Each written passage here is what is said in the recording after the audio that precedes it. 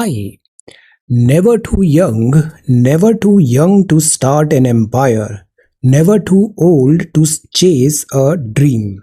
Today is 12th of July 2022.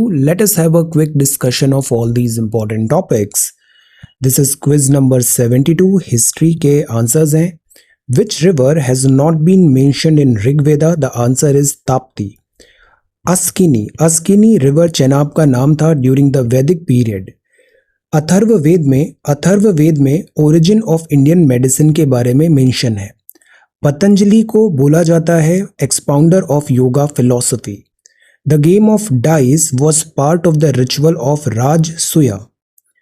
Polity आज के सवाल हैं. In which of the following circumstances the prime minister of India can not participate in voting on a no confidence motion against his or her government.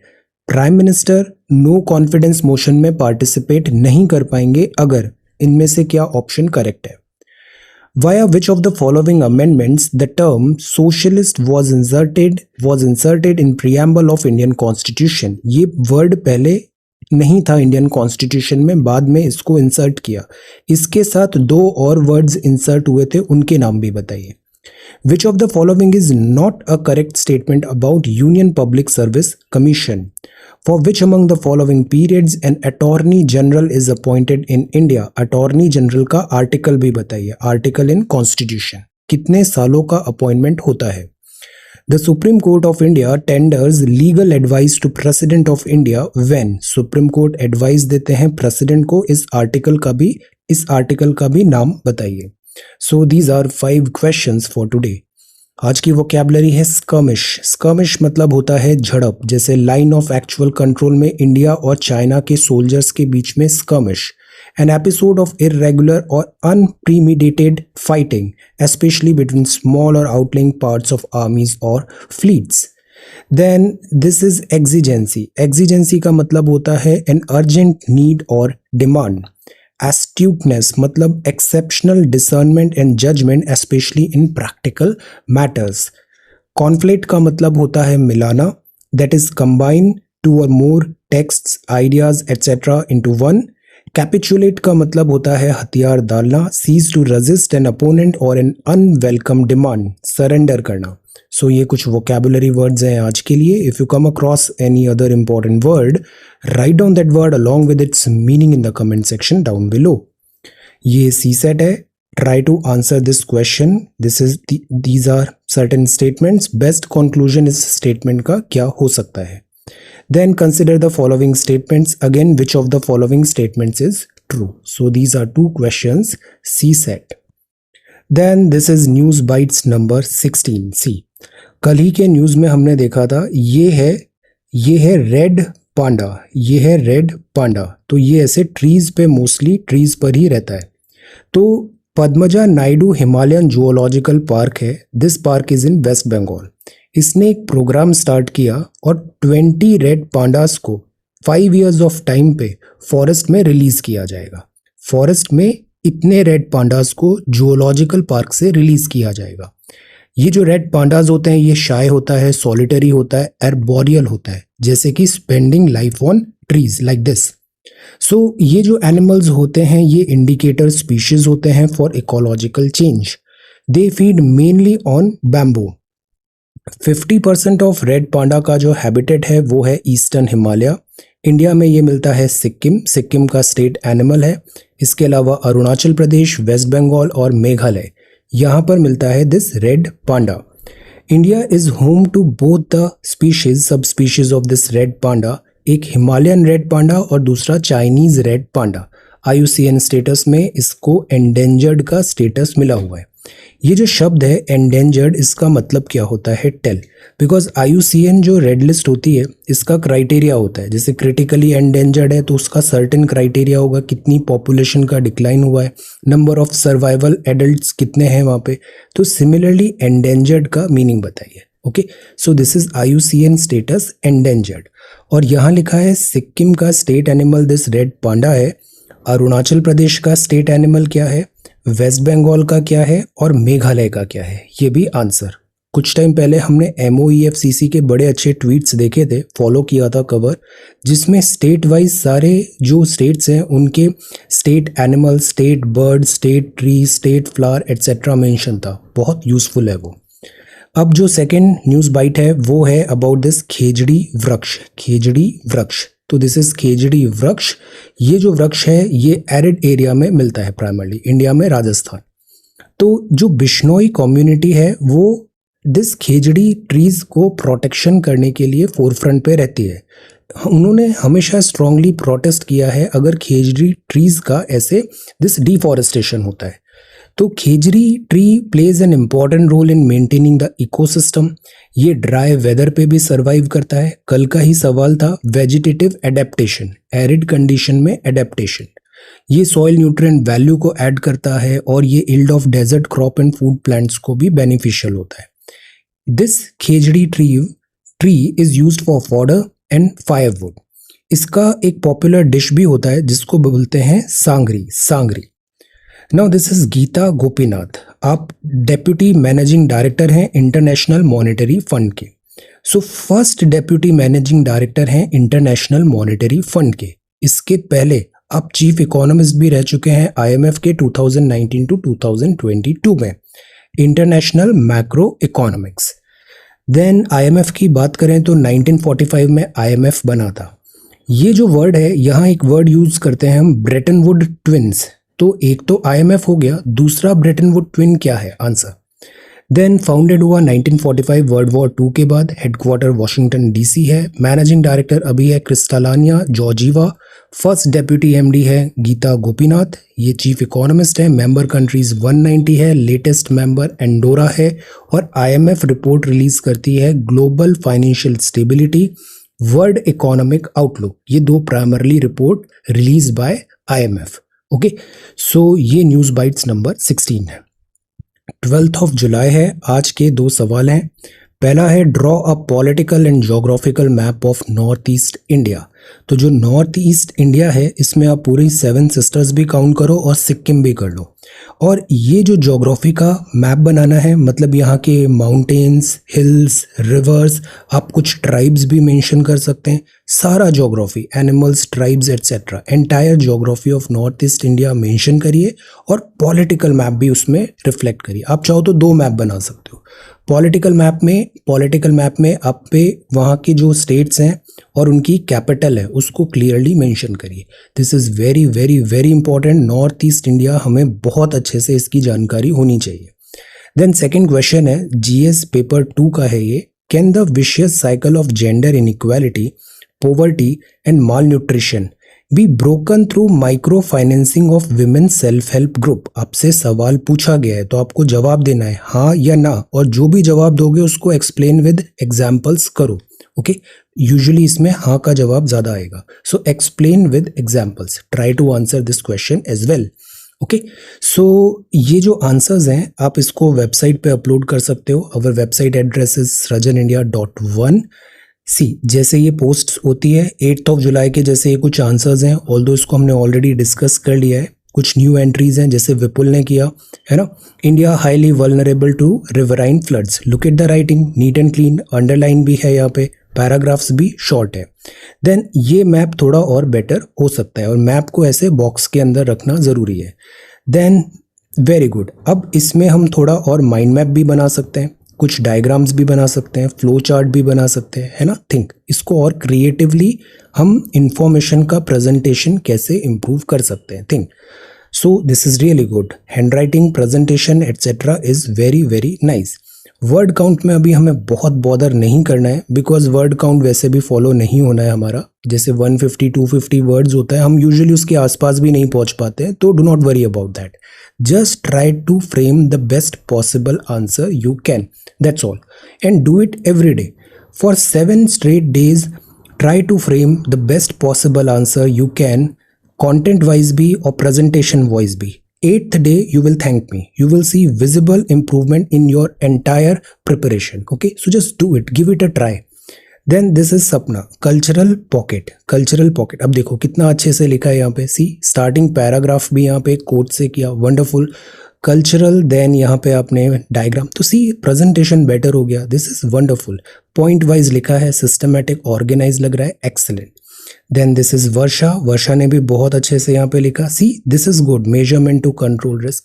So content आप अच्छा लिखोगे, but जो basic चीज़ें हैं ना कि प्रेजेंटेशन कैसे करना है, एक्स्ट्रा एनरिचमेंट कैसे करना है, वो चीज़ भी हमें शुरू से करेक्ट हैबिट्स बनानी है।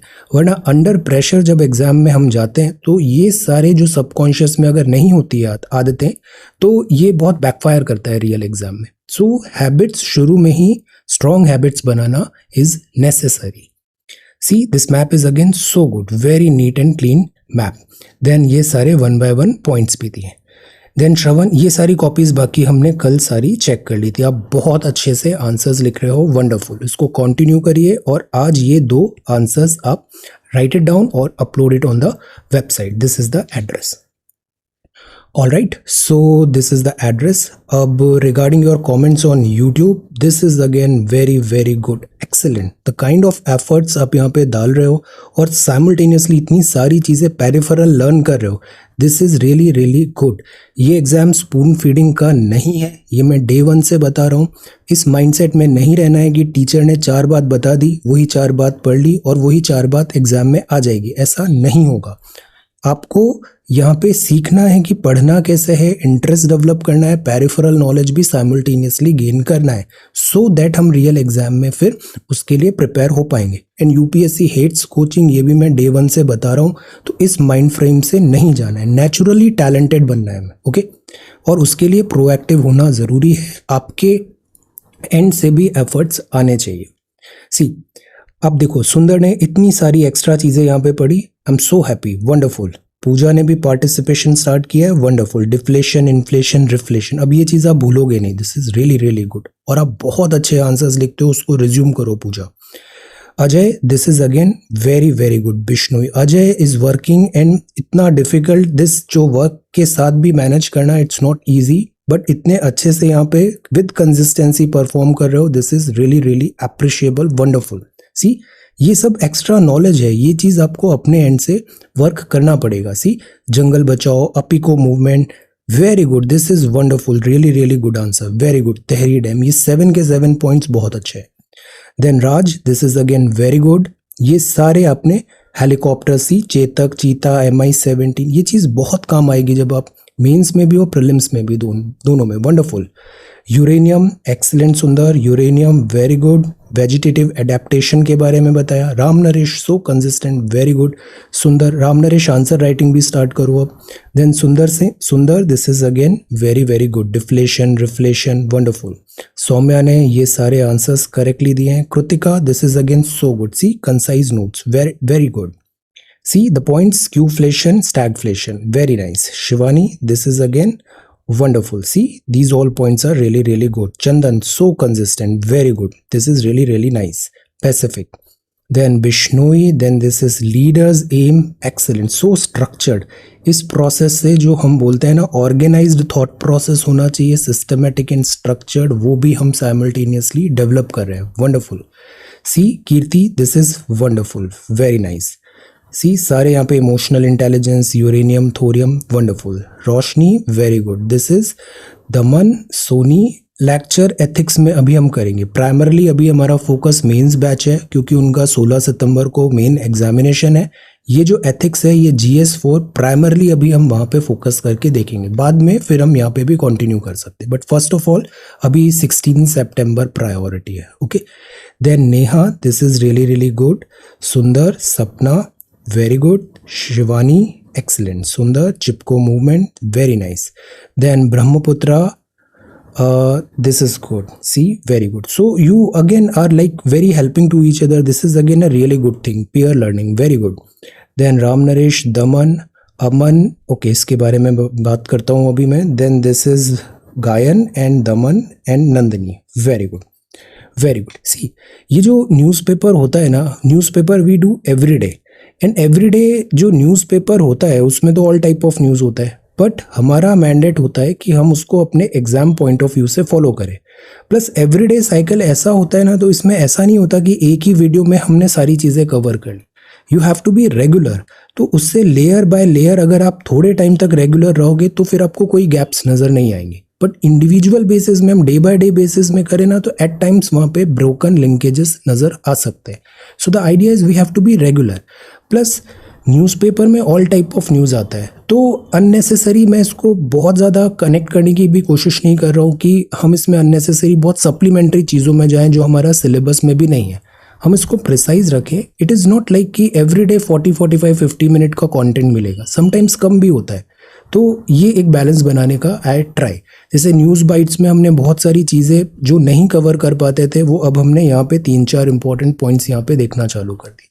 So this we will do regarding this और एनरिचमेंट करना, तो ये भी अब मैं करता हूँ। ओके, इंडियन एक्सप्रेस भी कंटिन्यू करना है, उसको भी स्टार्ट करना है। It's due, I do it.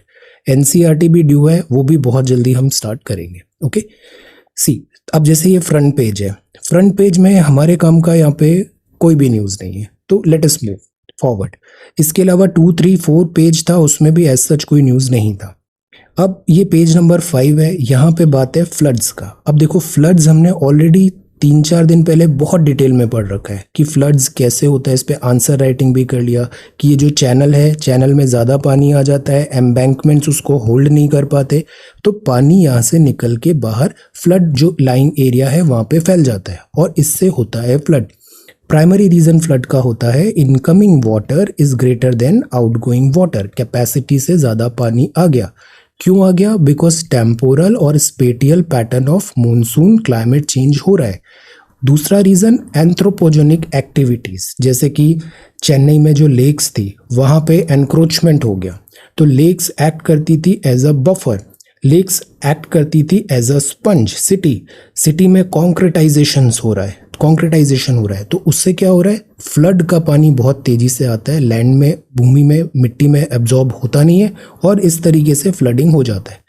अब जो असम का फ्लड है, इसमें एंथ्रोपोजेनिक और ह्यूमन मिस्टेक्स भी देखने को मिली हैं। तो ये एक प्रॉब्लम है कि एम्बैंकमेंट्स क्यों वीकन हुए, उसका मेंटेनेंस क्यों नहीं हुआ, तो दीज आर सर्टेन प्रॉब्लम्स। अब देखो यहाँ गोदावरी डेल्टा है, गोदावरी डेल्टा मतलब दिस गोदावरी डेल्टा आंध्रा में, तो यहाँ पर भी सेम टाइप ऑफ प्रॉब्लम है, ग्रिप ऑफ फ्लड्स हो गया। हैवी रेन्स कंटिन्यू है कर्नाटका में, भद्रचालम में भी है, तो फ्लड एक बहुत इंपॉर्टेंट रेकरिंग फिनोमिनन बन गया है past some time. That is why floods के बारे में पढ़ना बहुत इंपॉर्टेंट है। ओके, बाकी मैं हेडलाइंस ज़रूर इसलिए कवर कर लेता हूँ, वो इसलिए करता हूँ क्योंकि आपने वीडियो देखा, आज से अब 1 महीने बाद जब आप रिवीजन करोगे, अगर आपने हेडलाइंस भी पूरी पढ़ ली इसकी अच्छे से, तो आपको पूरा न्यूज़पेपर गो थ्रू हो जाएगा। विद इन 10 मिनट्स आप एक दिन का न्यूज़पेपर कवर कर पाओगे और रिवीजन आपका बहुत इजी हो जाएगा। So that is why I always put so many headlines. हम रेंज भी कवर करते हैं और सर्टेन डेप्थ भी कवर करते हैं यहाँ पे। Okay, need system to identify illegal loan apps. अब ये बहुत दिनों से हम देख रहे हैं, रिजर्व बैंक ऑफ इंडिया बोल रहा है कि जब से ये जो फिनटेक आया है, फिनटेक और मोबाइल्स में भी, एप्लीकेशंस में भी ऐसा हो गया है कि ये लोन मिल जाएगा, एक्स्ट्रा ऑर्डिनरी लुकेरेटिव इंटरेस्ट रेट पे भी है वो, तो ये इसमें इलीगैलिटी है। एट टाइम्स यहाँ पे मनी लॉन्ड्रिंग भी है और इनके रूल्स रेगुलेशंस अगर नहीं होते हैं, क्लियर नहीं होते हैं, तो यहाँ पे फ्रॉड भी होता है। कई बार बहुत सारे गलिबर यूजर्स का यहाँ पे मनी भी लॉस हुआ है। So need system to identify illegal loan apps. Many apps exist on Google Play Store against RBI norms. तो ये तेलंगाना गवर्नमेंट ने भी बताया। Increasing crime related to loan apps in Telangana. तो दिस इज़ लाइक कि नॉन बैंकिंग फाइनेंशियल कंपनीज हैं, ये कई बार NBFCs जो होती है वो अपना डेटा भी वहाँ पे डिस्क्लोज नहीं करती है, इनके पेपर वर्क कंप्लीट नहीं होते हैं और इनमें फाइनेंशियल इरेगुलरिटीज़ होने के कारण लॉसेस भी होते हैं और इन्वेस्टर्स का मनी डूब जाता है। तो ये एक काइंड ऑफ साइबर क्राइम भी है। इंडिया में साइबर क्राइम्स के लॉज बहुत स्ट्रिक्ट हैं। National cyber crime reporting portal 2021। तो नंबर ऑफ केसेस बहुत बड़े हैं जब से ये कोविड-19 आया और डिजिटल पुश भी बढ़ा है। NBFCs, कई बार ये जो नेम्स होते हैं ये लाइक सूडो नेम यूज़ करते हैं या फिर किसी बड़े रेपुटेटेड फर्म से मिलता जुलता कोई नेम बनाएंगे और दिस फिशिंग की कोशिश की जाती है वहाँ पे। सो ये सब होता है इलीगल और इसके लिए cybercrime.gov.in वेबसाइट है। इमीडिएटली वहाँ पे हमें रिपोर्ट करना चाहिए। And too good to be true, अगर कुछ ऐसा लग रहा है तो then again you have to be careful. Then this is editorial. अब जो एडिटोरियल है फार अपार्ट, अब ये जो एडिटोरियल है ये हमारे कॉन्टेक्स्ट में है, बिकॉज यहाँ पर एक्सटर्नल सिक्योरिटी ऑफ इंडिया का यहाँ पर मैटर है। China seems to want to test India's resolve to sustain its forward deployment. अब ये जो गलवान क्राइसिस हुआ ना 2020, डे 1 से ये गलवान क्राइसिस हमने फॉलो किया है। हमने जितनी भी कोर कमांडर टॉक्स होती है, आई थिंक अभी 16th से ज़्यादा हो गई है कोर कमांडर टॉक, हर कोर कमांडर टॉक को अच्छे से देखा है। चाइना का स्ट्रैटेजी क्या रहा है? बाय टाइम, चाइना का स्ट्रैटेजी होता है bye time and build capacity, bye time and build capacity. जितनी भी कोर कमांडर टॉक्स हुआ, चाइना ने इंटरेस्ट ही नहीं दिखाया इस एलएसी इशू को सॉल्व करने का। एलएसी जो है इसको फैंटम भी कहा जाता है, फैंटम, बिकॉज ऑन ग्राउंड इसमें डिमार्केशन में एट टाइम्स इंडिया का वर्जन और चाइना का वर्जन दोनों डिफरेंट हो जाते हैं, तो फैंटम बोलते हैं, घोस्ट भी बोलते हैं एट टाइम्स। अब देखो चाइना का स्ट्रैटेजी क्या है? बाय टाइम, मतलब वो इस प्रोसेस को जितना डिले कर सकता है कोशिश कर रहा है, और इस ड्यूरेशन में चाइना यहाँ पर रैपिड अपना इंफ्रास्ट्रक्चर इंक्रीज कर रहा है। ये जो नेबरिंग कंट्रीज हैं इनको भी चाइना इन्फ्लुएंस कर रहा है। कई बार भूटान में, एक नाम याद है, यहाँ पर एक सेंचुरी है, चाइना ने उसको क्लेम कर दिया था, Sakteng I think, tell the name, Bhutan में। तो चाइना की ये टैक्टिक्स है। फिर डोकलाम क्राइसिस भी हुआ यहाँ पे। तो China is trying to buy time and build capacity. थोड़े टाइम बाद चाइना इतना आगे हो जाएगा कि इंडिया उसको फिर डिफिकल्ट होगा इंडिया को उसको मैच करना। तो this is the strategy China का जो इतने टाइम से हम देखते हुए आ रहे हैं। अगर हम यहाँ पे डिफिकल्ट देखें तो एक ये होती है शाक्सगाम वैली। ये पूरा जो एरिया है ये इंडिया का है, this entire is India. But ये जो एरिया अभी पाकिस्तान एडमिनिस्ट्रेशन के पास है, और ये जो अक्साई चिन है वो अभी चाइना के पास है। यहाँ एक शाक्सगाम वैली है और ये है Siachen glacier, and this is Aksai chin, okay.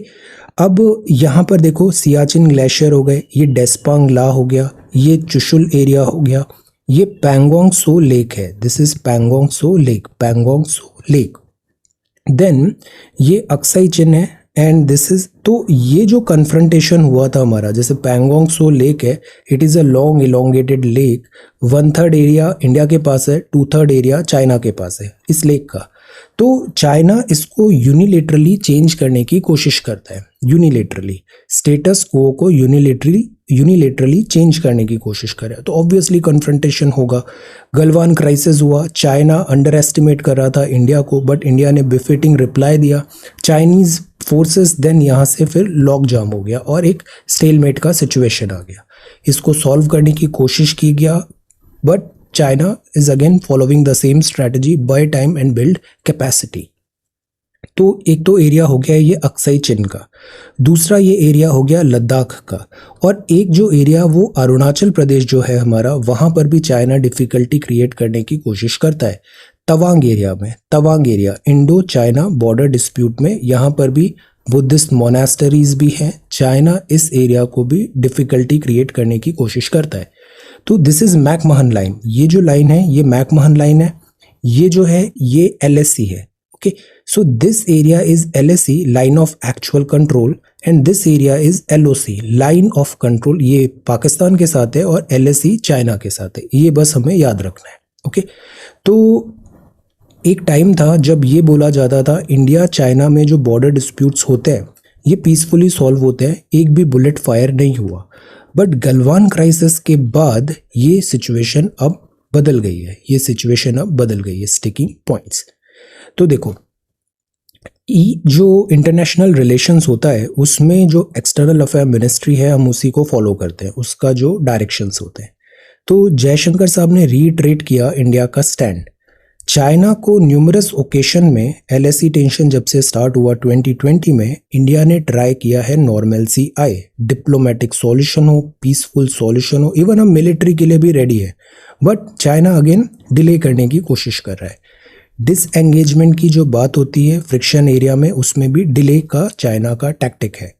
External affair minister ने कहा अर्ली रिजोल्यूशन हो आउटस्टैंडिंग इश्यूज का, मोमेंटम जो है कंप्लीट डिसएंगेजमेंट हुआ, बिकॉज एक तरफ वॉर और एक तरफ व्यापार, ये दोनों हैंड इन हैंड नहीं चल सकते।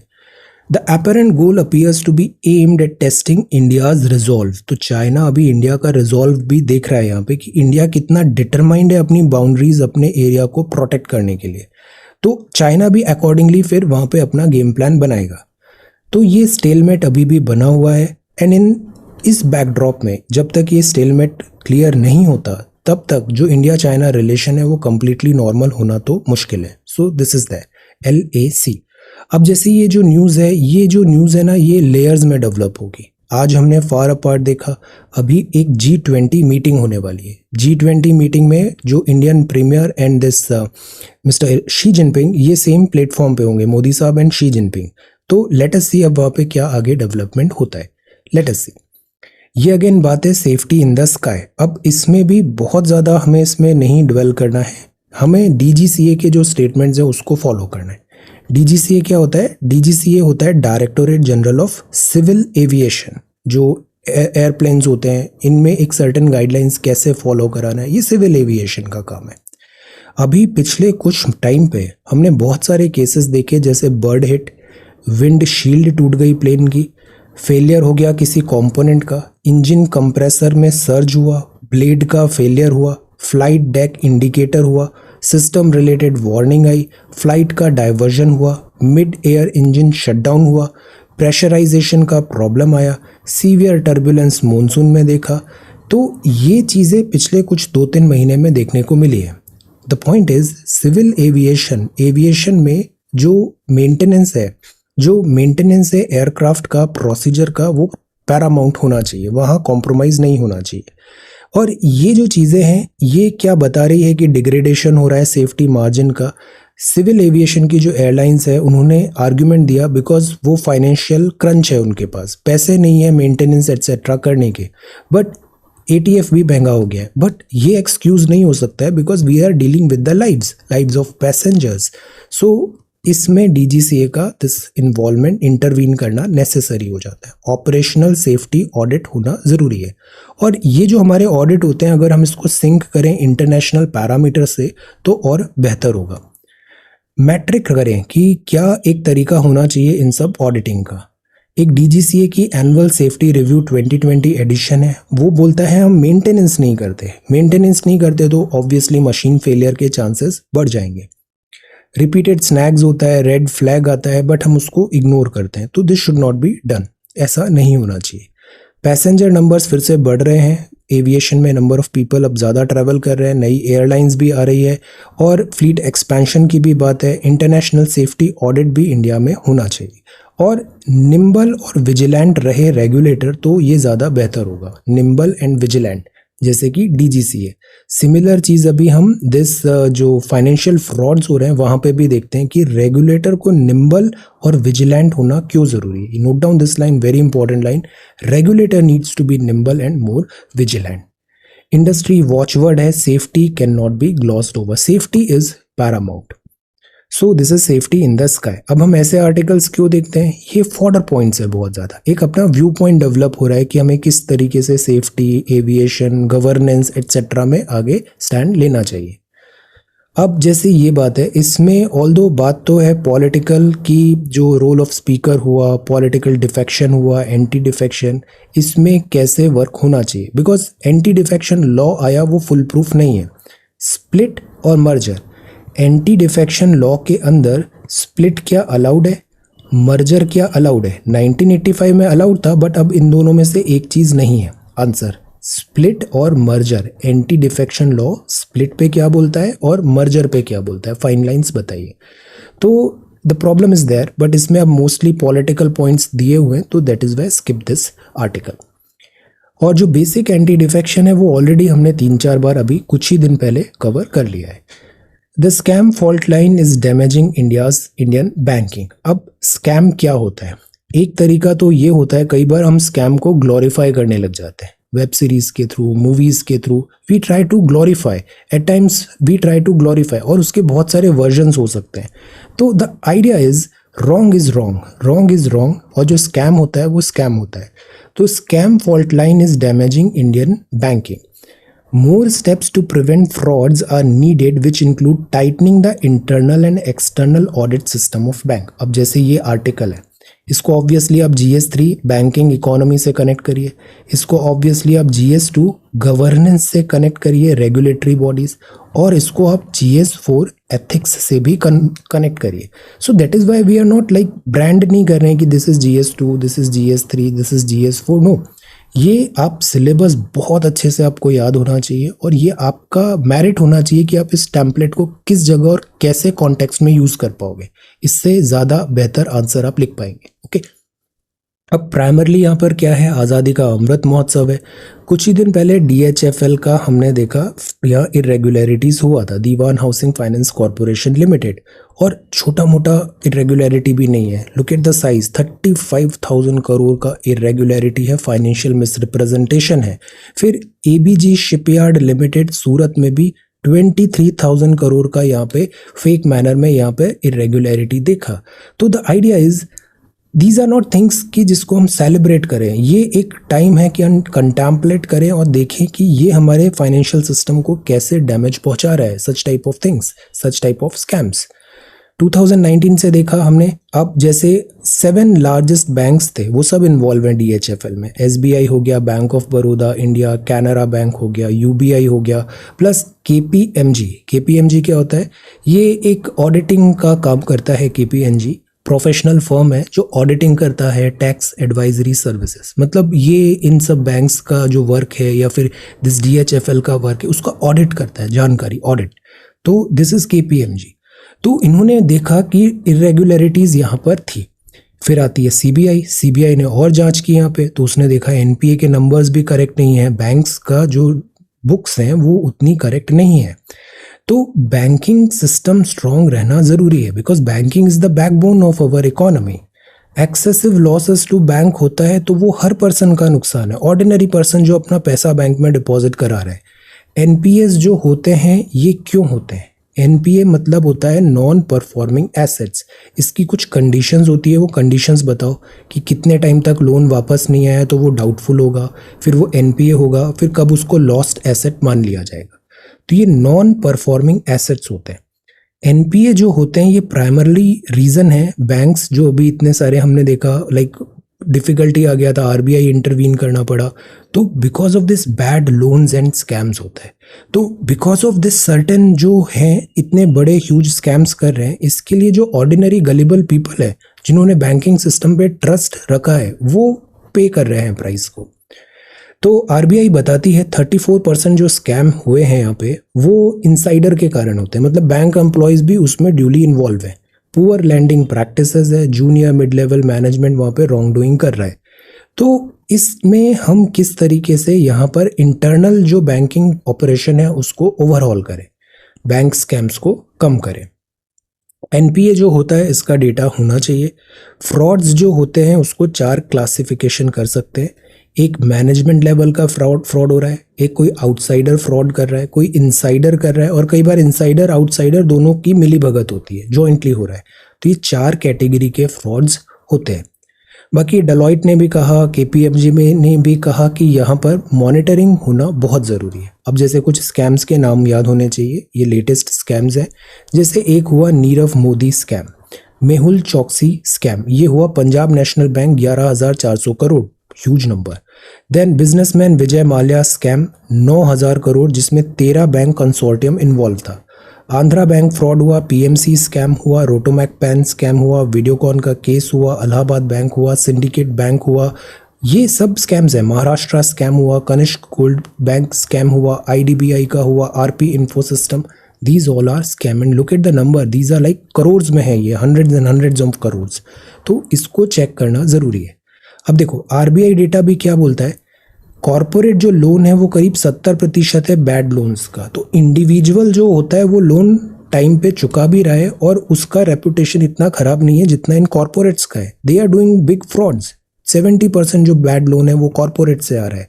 और कार लोन हुआ, होम लोन हुआ, पर्सनल लोन हुआ, जो ऑर्डिनरी रिटेल यूज़र देख रहा है ये केवल 4% है.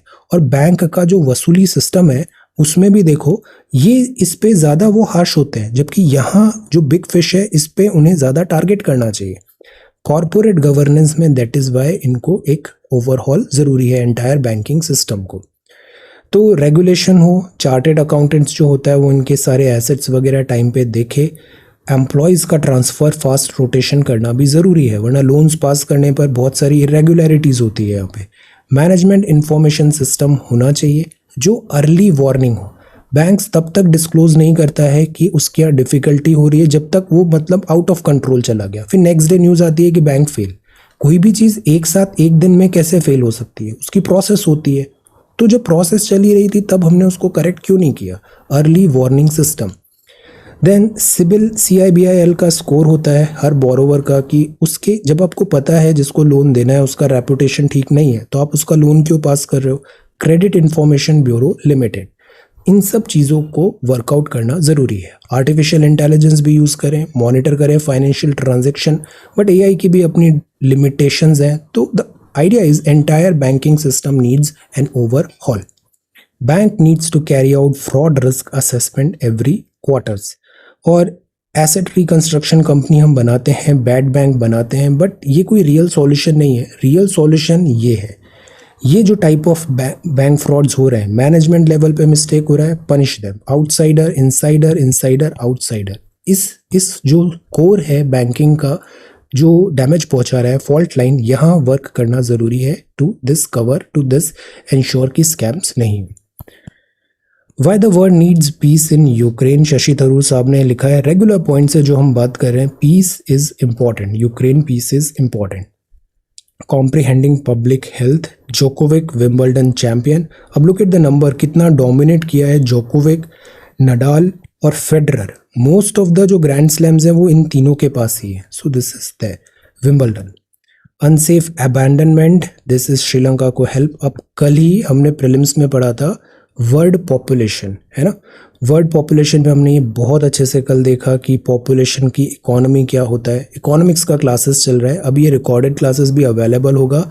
देयर इज कभी लेट नहीं होता है। This is an year long course, this is an year long course. आप इसको आज भी ज्वाइन कर सकते हो। Okay, you can join and join early so that you can reap all the benefits. पूरा ईयर लॉन्ग कोर्स का benefits यहाँ पे आप ले पाओगे। ओके, सो लेट नहीं है। और हम रिवीजन क्लासेस भी कर रहे हैं, इस संडे को भी let us have one revision class. तो जो लेट ज्वाइन कर रहे हैं, जिनका मिस हो गया, will cover all the topics. Okay, so it is not like कि you got late, you can join it today as well.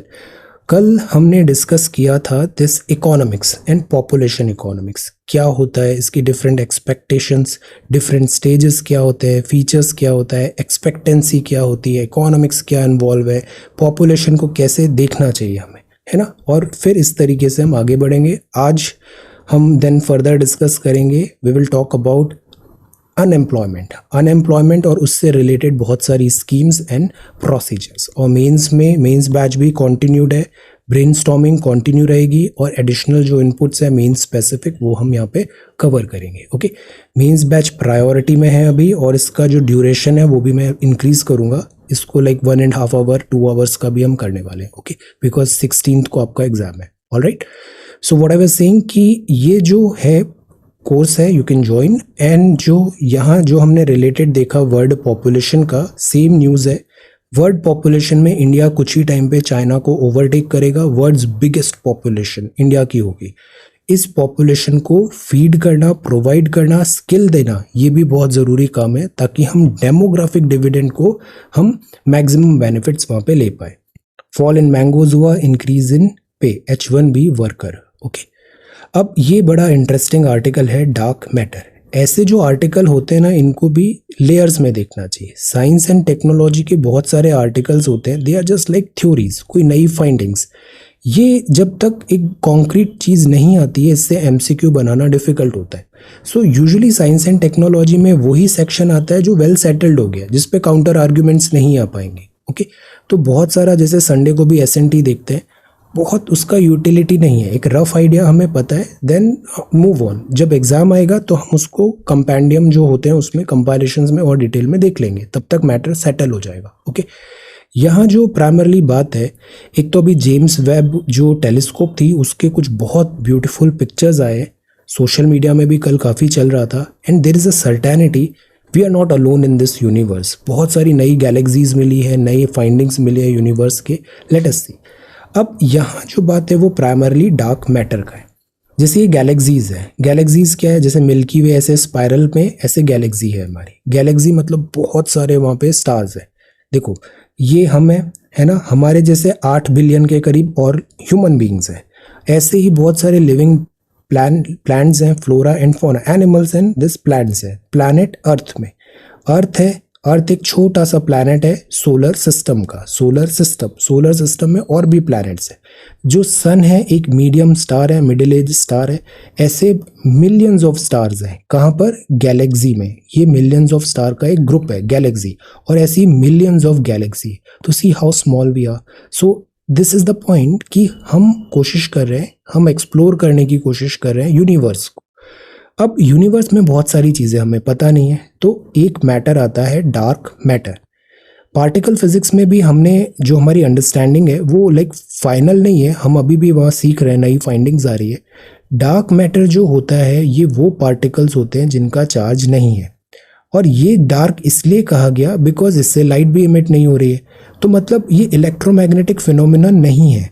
और मैटर इसलिए कहा गया बिकॉज इसमें मास है। तो चार्ज तो है नहीं बट मास है, तो ये आइडेंटिफाई भी नहीं हो रहा है। So they are like they are there but we can not find them, so they are dark matters. ये डायरेक्ट एविडेंस नहीं, ये स्ट्रॉन्ग इनडायरेक्ट एविडेंस मिलता है कि डार्क मैटर पूरे यूनिवर्स में मेजॉरिटी में है, जो विजिबल नहीं है, जो हम फाइंड नहीं कर पा रहे। और ये डार्क मैटर बहुत सारा जो फिनोमिनन है, जैसे गैलेक्सीज कैसे मूव कर रही है, तो ग्रेविटेशनल पुल आ रहा है, कहीं से पुश आ रहा है, वो इन डार्क मैटर के कारण आ रहा है। तो the idea is so many things जो अभी हम नहीं जानते। डार्क मैटर क्या है? All interaction in the universe are a result of fundamental forces. Fundamental forces क्या होती है? या तो स्ट्रॉन्ग न्यूक्लियर फोर्स होता है within nucleus, weak nuclear force होता है, इलेक्ट्रोमैग्नेटिक होता है बिकॉज ऑफ चार्ज, और ग्रेविटेशन होता है because of mass. Dark matter particles के बने होते हैं that do not have charge, तो उन पे इलेक्ट्रोमैग्नेटिक इंटरेक्शन नहीं होगा। So these particles that are dark namely because they do not emit light. Electromagnetic phenomena नहीं है, बट मैटर है, यहाँ पे मास है, तो मास होने के कारण ग्रेविटी है यहाँ पे। तो ग्रेविटी का फिनोमिनन आ रहा है, इलेक्ट्रोमैग्नेटिक का फिनोमिनन नहीं आ रहा है, तो that is why dark matters.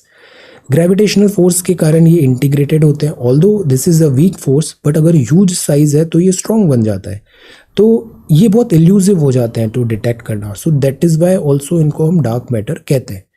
अब जिस तरीके से गैलेक्सी क्लस्टर्स मूव हो रहा है, तो देर आर सर्टेन मैटर जो हम नहीं डिटेक्ट कर पा रहे हैं, ऐसा इनडायरेक्टली हम प्रिडिक्ट कर रहे हैं यहाँ पे। Let us see, this is again a very like early इस पे फाइंडिंग्स है। Let us see, we'll see this again. For now we know what is dark matter. Dark matter मतलब charge is zero, mass is there is some mass, or they are very elusive to find, but they are there in the universe in majority.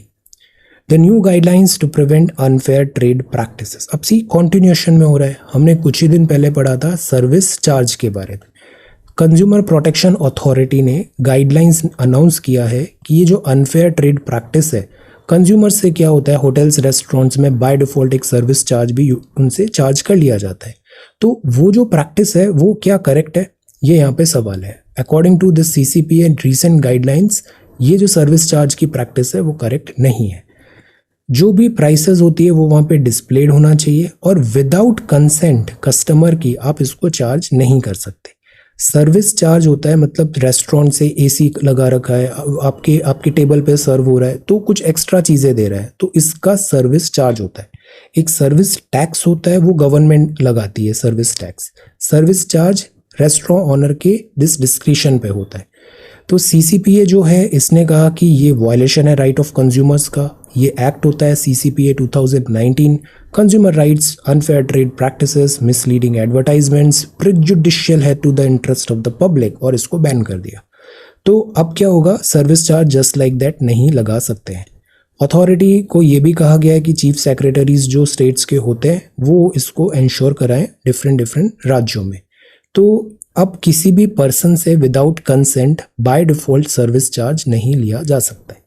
Hotels and restaurants को कहा गया है by default आप ऐसे charge नहीं ले पाओगे service charge, क्योंकि ये वॉलेंटरी है। स्वेच्छा से होता है, आप इसको बाय डिफ़ॉल्ट नहीं ले सकते। तो टिप, डोनेशन, टोकन, ग्रेच्युटी वगैरह जो है ये सब सर्विस चार्ज कंडीशन में ऐसा नहीं आएगा, ये एक्सप्लिसिटली मेंशन करना पड़ेगा, इम्प्लिसिट नहीं माना जाएगा। इसको इंश्योर कराने के लिए नेशनल कंज्यूमर हेल्पलाइन है। अननेसेसरी अगर चार्ज है तो आप इस हेल्पलाइन पे कांटेक्ट कर सकते हैं अनफेयर ट्रेड प्रैक्टिसेस में। Okay, so this is there. अब रेड्रेसल मैकेनिज्म भी क्या होगा, एक नंबर है 1915, यहाँ आप कंप्लेन कर सकते हैं। अनफेयर ट्रेड प्रैक्टिसेस होगा, इसके लिए एक वेबसाइट भी है edakhil.nic.in। तो कंज्यूमर के लिए ये बहुत अच्छा इनिशिएटिव है CCPA, जागो ग्राहक जागो। देन फेलिंग द फॉरेस्ट, इस आर्टिकल में अगेन जो प्रपोज्ड चेंजेस आने वाले हैं फॉरेस्ट राइट्स एक्ट के, उसके बारे में लिखा है कि वहाँ पे क्या हम उसको डाइल्यूट तो नहीं कर रहे हैं, like that. Let us wait, इस चेंजेस को पहले रिफ्लेक्ट होने देते हैं।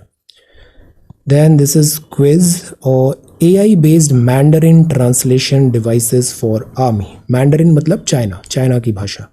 तो हमारी फौज जैसे पेट्रोलिंग कर रही है, सामने से चाइनीज़ ट्रूप आ गया, तो AI बेस्ड ऐसा ट्रांसलेशन डिवाइस होगा, रियल टाइम पे हम उनकी जो भाषा है उसको भी समझ के जवाब दे पाएंगे, क्योंकि चाइनीज़ का इंग्लिश भी इतना अच्छा होता नहीं है। Artificial intelligence based device developed by Indian startup, अभी इसका आर्मी का फीडबैक देख रहे हैं। तो this is AI in defence. Okay, और AI इनेबल्ड प्रोडक्ट्स जैसे रोबोटिक माइन हुआ, इंट्रूजन डिटेक्शन हुआ, इंटीग्रेटेड कमांड फ्यूजन हुआ, रिमोट वेपन हुआ, रेल माउंटेड रोबो हुआ, sensors under water domain awareness, swarm domes जो ड्रोन्स हैं, ये सब चीज़ें यहाँ पे वर्क हो रही है। प्राइम मिनिस्टर साहब ने अनवील किया national emblem atop new parliament building, ये है सारनाथ। तो यहाँ कितने लाइन है, 1 2 3, इज इट ट्रू, क्या यहाँ पे 3 लाइन है? Let us prepare a short note. India के जो स्टेट सिंबल्स हैं, सिंबल्स, इसका एक कंसाइज नोट बना लेते हैं। जैसे ये एक एम्बलम हो गया, हमारा नेशनल ट्री क्या है, फॉरेस्ट हमारा नेशनल दिस एनिमल क्या है, एक्वाटिक क्या है ना, फ्लावर क्या है, like that. So let us prepare a short note जिसमें इंडिया के this national symbols etcetera included है। डू दिस एक्सरसाइज, ये भी कई बार सवाल आए हैं। Okay, so this is there. जैसे सत्यमेव जयते किस जगह से पिक किया गया है आंसर। ये बड़ा अच्छा कंपाइलेशन है, अमरनाथ लाइक इवेंट्स अनप्रेडिक्टेबल है। अभी जैसे क्लाउड बस्ट हुआ, एक्सट्रीम इवेंट था, इसको प्रेडिक्ट करना बहुत मुश्किल है और इससे लाइफ लॉस हो गया। Ministry of India meteorological department कोशिश करता है, MOES है मिनिस्ट्री ऑफ अर्थ साइंस के अंदर, बट अगेन प्रेडिक्ट करना डिफिकल्ट है। इसे क्लाउड फॉर्मेशन इतना जल्दी होता है, क्विकली होता है, और रेन क्लाउड बस्ट मतलब बहुत पानी गिर गया एक लिमिटेड एरिया में, तो फ्लडिंग आती है वहाँ पे। तो यूजुअली 2 घंटे से ज़्यादा हमें टाइम मिल नहीं पाता है। अमरनाथ में भी हमने ये देखा, flooding and then cloud burst यात्रा में। तो वॉल्यूम जो आता है वो ओवरवेल्म कर लेता है टेम्पररी हैबिटेशन को, चाहे वो जम्मू एंड कश्मीर हो, हिमाचल हो, उत्तराखंड हो। यहाँ पर क्या होता है, मॉनसून के जो क्लाउड्स आ रहे हैं, मॉइस्चर लेडन ईस्टर्न विंड्स हैं और लोअर लेवल पे है। जैसे ही वेस्टर्न हिमालय पहुंचा, हाइट पहुंचा, ये ऊपर अपड्राफ्ट होगा, तेजी से अपड्राफ्ट होगा, सैचुरेशन होगा और बारिश हो जाएगी बहुत ज़्यादा। This is causing difficulty. और ये कोलाइड करती है वेस्टर्ली विंड से भी, बिकॉज यहाँ कन्वर्जेंस हो रहा है, ईस्टर्न भी आ रहा है और वेस्टर्न भी आ रहा है। ईस्टर्न एंड वेस्टर्न विंड हमेशा जिस डायरेक्शन से आती है वैसे ही उसका नाम कहा जाता है। तो वेस्टर्न ईस्टर्न दोनों का ऐसा कॉम्बिनेशन होता है कि यहाँ बारिश बहुत कम टाइम पे अनप्रेडिक्टेबल क्यूमुलोनिम्बस क्लाउड्स आते हैं और हैवी रेन्स हो जाता है। हिल्स होती है तो हिल्स ब्लॉक करती है क्लाउड को, और वहाँ पे दिस जो ओरोग्राफिक रेनफॉल है वो प्राइमरली होता है, टोरेंशियल शॉवर होता है, क्लाउड बर्स्ट होता है। तो ऐसी ट्रेजेडी केदारनाथ में भी देखा हमने। चामोली डिजास्टर था, उसमें कुछ ग्लेशियर्स से ब्रेक ऑफ हुआ ग्लेशियर, और एक लहर टाइप का बना, this because of this falling of this rock debris और आइस ब्रेकिंग ऑफ ग्लेशियर्स। सो ये सब डिजास्टर्स दैट इज वाई बहुत डिफिकल्ट होते हैं प्रिडिक्ट करना। हमें हमेशा कोशिश करनी चाहिए अर्ली वार्निंग सिस्टम हो और डिजास्टर प्रिपेयर्डनेस हो। वी शुड बी प्रिपेयर्ड कि ऐसा डिजास्टर आएगा तो हमें कैसे खुद को सेव करना है, मिनिमाइज करना है डैमेज को। दिस इज श्रीलंका में स्टेलमेट है, एक्सट्रीम यूरोप डिफिकल्टी फेस कर रहा है, रशियन गैस नहीं मिल रही है उसे। देन RBI ने सेटल किया है international trade in rupee. Alright, oil marketing firms हैं, India's import of Russian oil surge हुआ है। SEBI, Mercedes Benz top recruiters slow down tech ये ज़रूरी नहीं है, टेक्नोलॉजी अभी रहेगी यहाँ पे, टेक्नोलॉजी अभी बूम रहेगा, कंटिन्यू रहेगा. And this is sports. Okay, so this is today's newspaper. Thank you so much for watching this video. Take care, study well, and be safe.